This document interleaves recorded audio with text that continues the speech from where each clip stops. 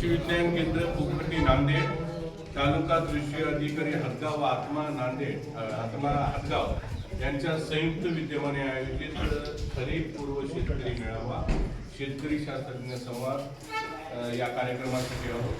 तर आज या गावामध्ये आल्यानंतर आपल्या धानोरा गावात तर अतिशय सुंदर प्रतिसाद शेतकरी बांधवाचा महिला भगिनीचा होता आणि त्या गावात बऱ्याच वर्षापासून शेती करणारे जे मामा आहेत ते मामा आपल्याशी काही संवाद साधणार आहेत. मी सर्वप्रथम मामाला विनंती करतो की आपलं नाव आणि गाव सांगून या खरीप हंगामाच्या पार्श्वभूमीवर आपण शेतकरी म्हणून काय काळजी घ्याल आणि आपण या खरीप हंगामाचं कसं नियोजन?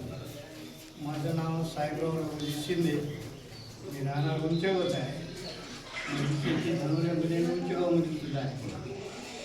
मी शेतीमध्ये भरपूर पाऊस पडल्याच्यानंतर पेरणी करणार आणि बियाणं खर्च घ्यायच्या वेळेस ओरिजिनल पावती घेऊनच त्याच्याकडून घेणार नसता कृषी खात्याकडं माझी तक्रार देणार. रासायनिक खताचा वापर कसा करणार?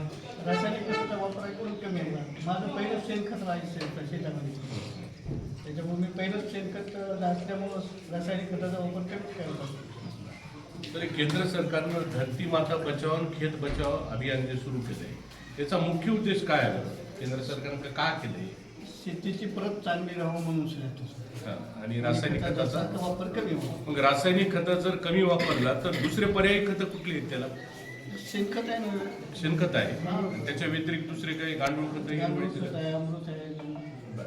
मग या खरीप हंगामात तुम्ही पूर्ण असं अंमलबजावणी करणार? बिलकुल. शेतकऱ्याला काय संदेश द्यायचा तुम्हाला जिल्ह्यामधल्या? काय सर्व शेतकऱ्यांनी कमीत कमी रासायनिक खताचा वापर करावा आणि सेंद्रिय शेतीचा वापर करावा. गुड, बेस्ट, एकदम छान.